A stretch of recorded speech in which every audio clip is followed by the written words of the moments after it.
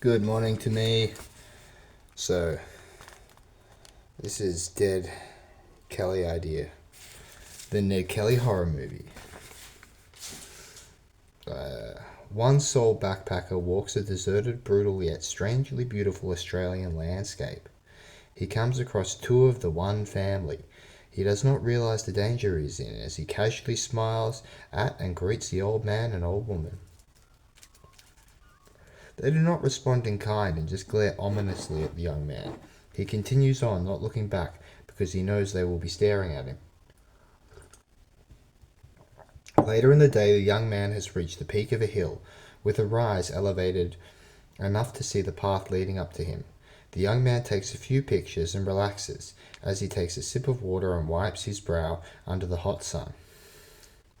As he is taking photographs with a film stills camera, he notices through a zoom lens there are now 8 of the one family following him in the same direction he had travelled on the path. He snaps a picture.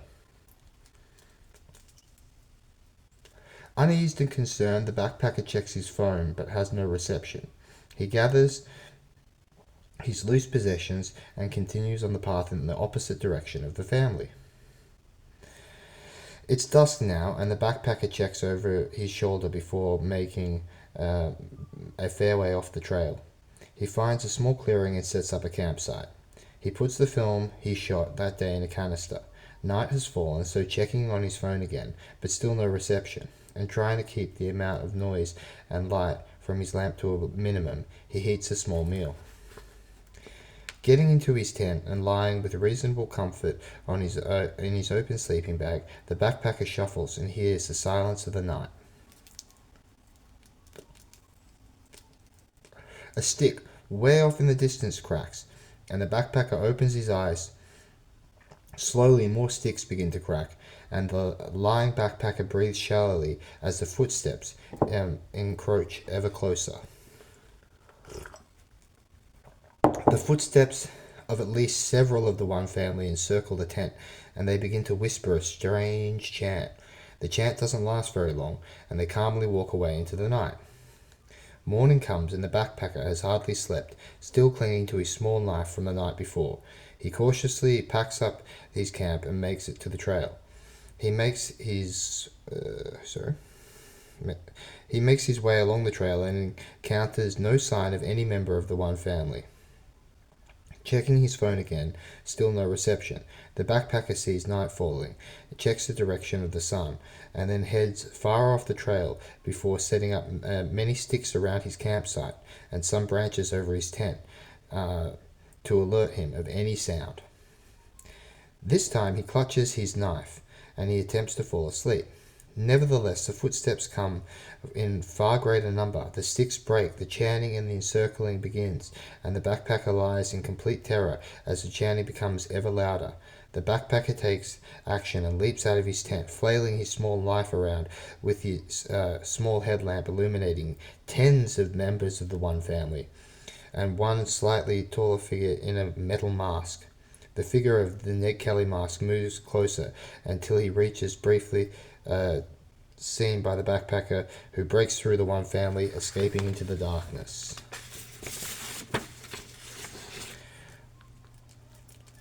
The backpacker runs and throws away his headlamp in the opposite direction. He runs and stumbles through the night, trying to stay ahead of anyone in pursuit. He awakens underneath a log and some branches, and the day has broken. He crawls out and begins to make his way back to the track, using the sun as his guide. Once he is sure no one is on the track, he runs all throughout the day, never thinking of going back for his possessions, until he reaches the town. And that's the opening sequence to Dead Kelly. So, I mean, like, it could be a real supernatural, or we can make it just, fake woo-woo bullshit supernatural. But, like, still killing people and stuff. Anyway, that's my human blood. No, I had a cut cuticle, and so I just wiped it on there to make it more spooky. And, woo-woo.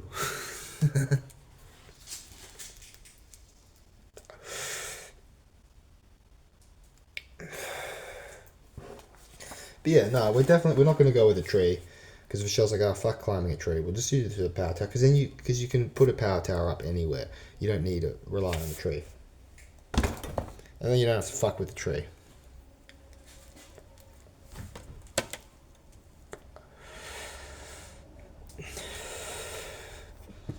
So what else is news? Don't know, don't watch the news, it's shit. Gotta go to the gym. I was talking to Michelle. I told Michelle the story of Avatar 2. Which was obviously hilarious. Because Jake Sully's not a good guy.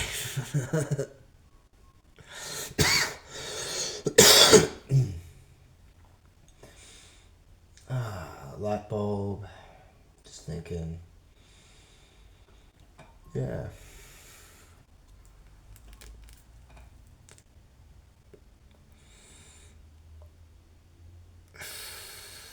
Nah, it's too much breeze in here to blow smoke rings. I'm not good at it anyway.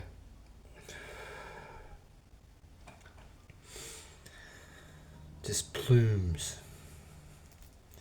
Alright, so it's my movie. I'll work on that some more, type some more up. Think of some more ideas at the gym. Maybe I'll draw a Ned Kelly picture. That'd be good. What else? Oh, yeah. So this is The Killing Joke, written by Alan Moore. And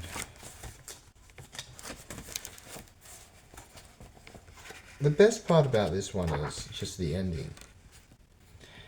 You know, this is funny. The situation reminds me of a joke. You see, there were these two guys in a lunatic asylum. And one night they decide they don't want to like living in an asylum anymore. They decide they're going to escape. So they get on the roof and they're up there across the narrow gap and see the rooftops of the town stretching away into the moonlight. The first guy, he jumps right across, no problem. But his friend, he doesn't dare make the leap. You see, he's afraid of falling. So the first guy has an idea. He says, hey, I have my flashlight with me. I'll shine it across the gap between the buildings and you can just walk along the beam and join me. But the second guy, he just shakes his head. And he says, what do you think, I'm crazy? You turn it off when I was halfway across. And so, that's not bad writing. But you don't even have to write that good. Like, there's so much garbage out there that makes money. And the people who make the garbage make money. Because I'm just making lunch. Sushi's just lunch. And so, you know, if I can get the same money. See, this is where Aaron was just on a fucking whole other level with these millions of pounds and shit like that. And owning real estate and stuff. Oh, look, if I get, what is it, $66,000 a year, I will make the same money that I do making sushi. So that's not a fucking ridiculous amount of money to get for making a movie. Especially if you're writing it and direct it.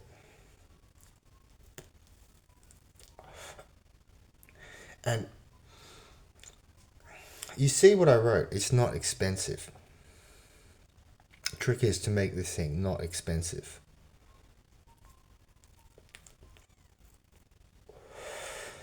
But entertaining, and yet slightly intelligent. But just not pretentious at all. It's just going to be, you know, good. Not great, not a masterpiece, but just enough that people watch it enough that it gets me to make another one. And just keep going like that. Because I'm fucking just doing nothing but going to work and hanging out with Michelle. And yeah, we can do all our fucking truth and science and shit. But like that's going on because like I said, people's minds are made up already. And they don't want the truth. They just want entertainment. Which is fine. So just do entertainment. And plus, like, there's going to be more AI and more unemployment and all kinds of shit. There's a real opportunity for a renaissance.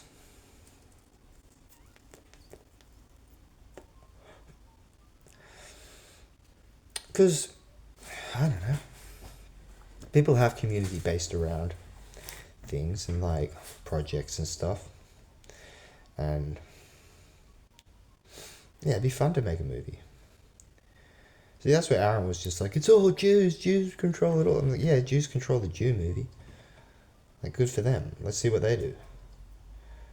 But, like, you know, I'll make a Goya movie. Like, I did not get, what the fuck is the hang up? It's just, I seriously just pity these people in these cults.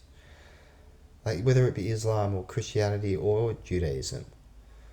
Or, like, you know, Vishal talks about, like, what these Hindus and stuff do. I'm just like, fuck, it's fine, whatever. But, you know, I don't know. I don't want to think like that. Within these, like, I'm king of the universe. That's a completely different perspective. I'm sorry, but, you know, like, the king picks a religion for the peasants of the state. And as king of the universe, I pick a religion for the universe.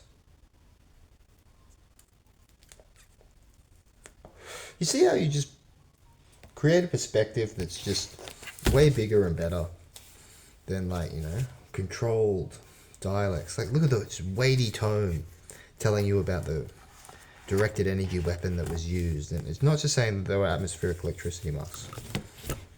It's all a joke, and, you know, it's a game. You don't just play it, you live it. It's a joke. You know. Volcanoes are fake. People hate that one.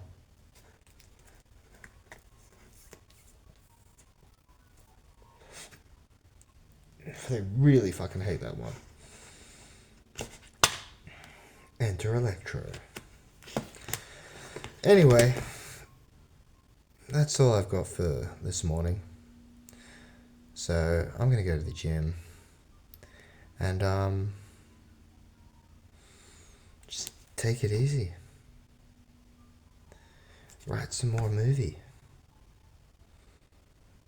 Do the Project Arendover Power Tower with Vishal. I see repetition, the most basic form of mind control, and now I'm doing stuff. And that's, you can do it too. Anybody can do it. Cool for people who watch this, who are now in the tens. The tens of people. I'm like Rodney Norman. I have responsibility to my audience. No, fuck you. You watch this as your own fault. I told you it was a video diary. If you want to read somebody else's fucking diary, that's, you know, you're breaking the rules, aren't you? Oh, but you didn't put a padlock on your diary. It's like, I know.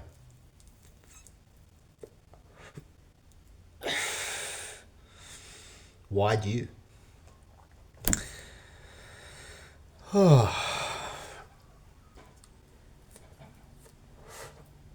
And what else was I listening to? Einzelganger. Be a loser if need be.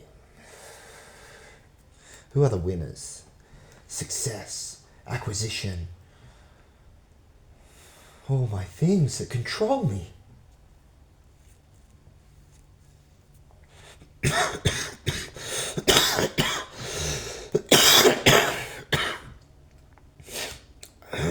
This is so funny.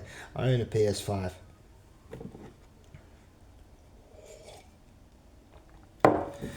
And if that was broken or stolen, I'd just buy another one and load my profile back on there. Because I own nothing and I am happy. Just like Buddha and Jesus.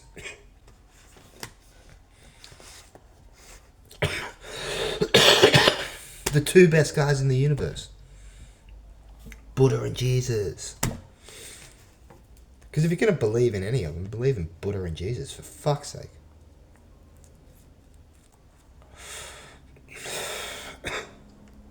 That's anti-Semitic. Why? Because I didn't say you should believe in a Jewish God.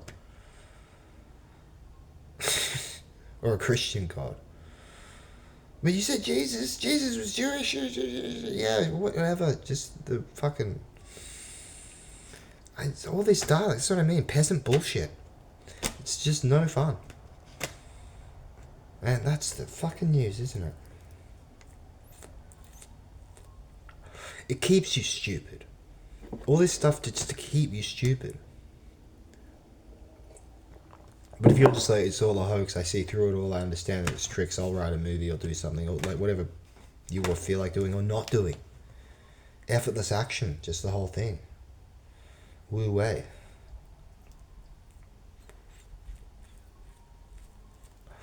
Yep. I think that's the main takeaway. As king of the universe, you should just absolutely detest being treated like a peasant.